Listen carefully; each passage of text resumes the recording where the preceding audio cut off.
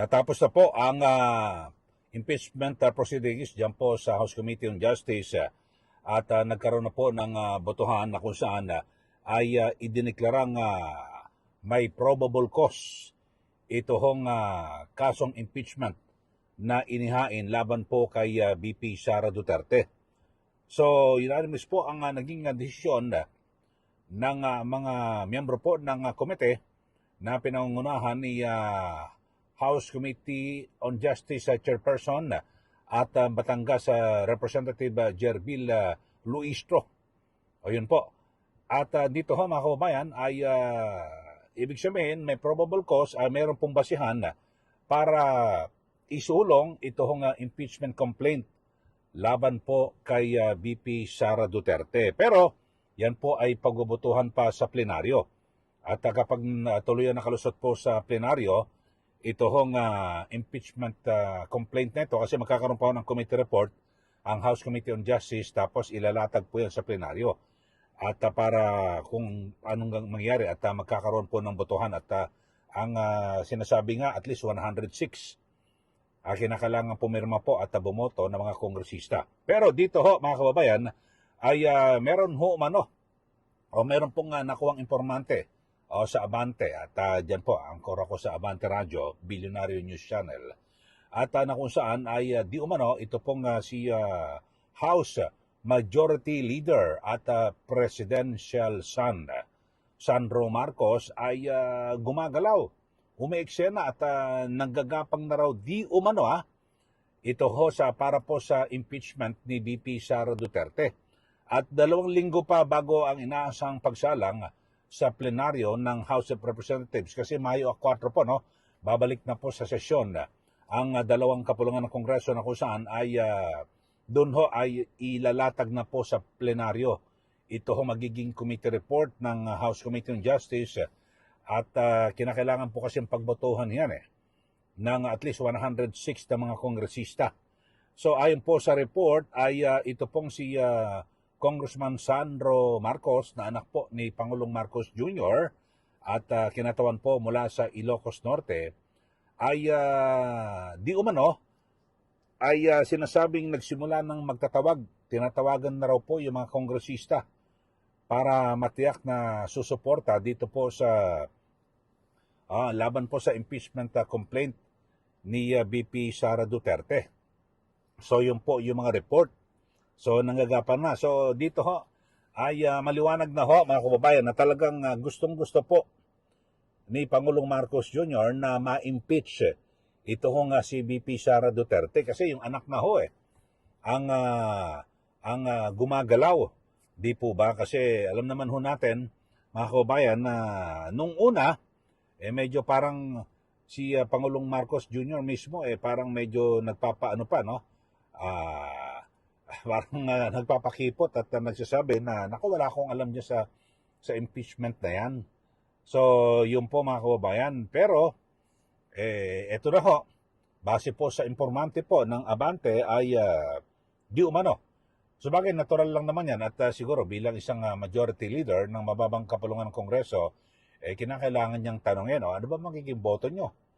Kasi ito po nasa administrasyon mga kababayan at yun ho, kung makatitiyak ba na lulusot at makararating ba ito sa Senado.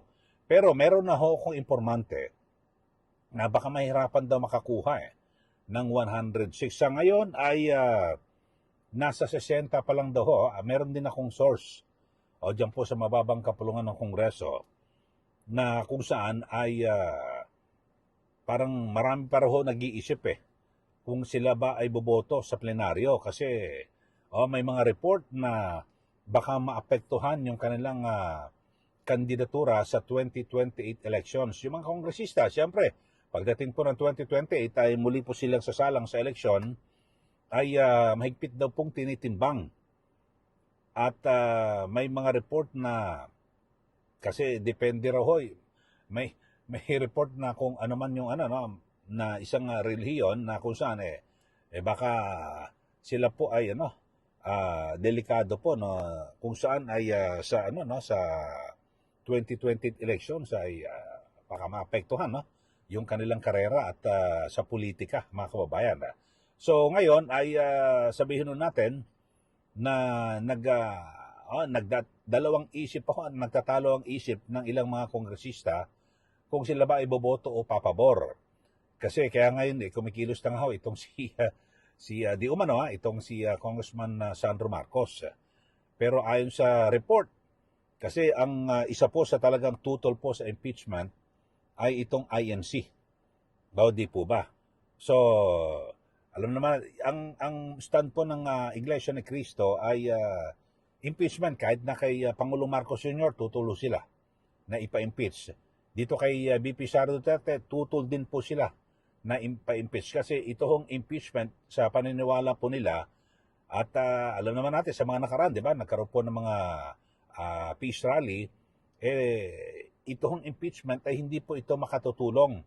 Sa halip ay lalo pa hong palulubahain ang sitwasyon, lalo na po ang kahirapan at yung pagkakawatak-watak ng mga Pilipino dito po sa ating bansa.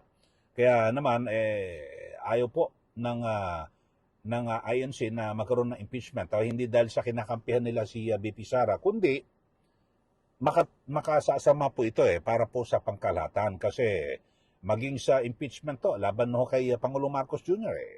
Basta lahat po, basta issue na impeachment, ayaw po nila. So ngayon ay may mga nag-iisip na mga kongresista, ano kaya, baka maapektuhan yung kanilang karera. O kaya naman may mga report na di umano ito pong si Congressman Sandro Marcos ay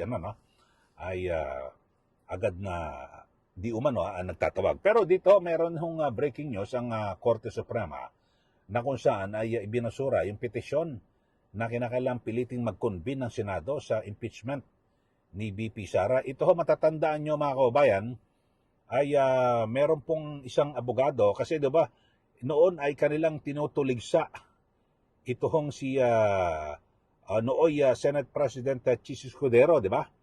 At maraming po ang nagagalit na bakit parang dinidribble at matagal na i-convene yung forthwith ito hong Senado. Ang nag-file po ng petition for mandamus ay itong si Attorney Catalino Generillo Jr. noong 2025 na kung saan ay inihiling po sa Korte Suprema na utusan ang Senado na mag-convene sa lalong madaling panahon at bilang impeachment court, umakto forthwith, agad-agaran. Pero ngayon inilabas na ho ng Korte Suprema yung kanilang ruling na ang ponente po ay si Associate Justice Rodil Zalameda. Sabi po ng Supreme Court ay hindi pa pwedeng pakialaman ng Supreme Court yung Senado na isang kapwa-sangay ng pamahalaan. Yun po ang sabi ho. Kasi ang binabanggit rito nasa kanila ng diskresyon yan, diskarte ng Senado kung kailan ho sila magkukonvene bilang impeachment court. Ito sa desisyong 1401, iginit ng Korte Suprema o Supreme Court en banc na walang sapat na batayan upang gamitin ang mandamus laban po sa Senado. So, yun ho, dapat wala raw pong pilitan. Yun ho. Pero siyempre sa ngayon ay binabanggit natin kung dyan po sa mababang kapulungan ng Kongreso ay maprobahan sa plenaryo at yung articles of impeachment ay madala po sa Senado, may discretion naman kasi may naging pahayag na ito pong si Senate President Tito Soto na forthwith kanila raw pong agad na aaksyonan kapag nakarating na po sa Senado ito hong articles of impeachment. Pero kahit na sinasabi po yan ni Senate President Tito Soto, depende pa rin po yan sa mga senador. At yung mayorya, ngayon, ang mayorya dyan ay 15. Pero hindi naman solido yan na pag sinabing, hindi, bakit natin mamadiliin yung pagkukonvene, pagbuo ng impeachment court?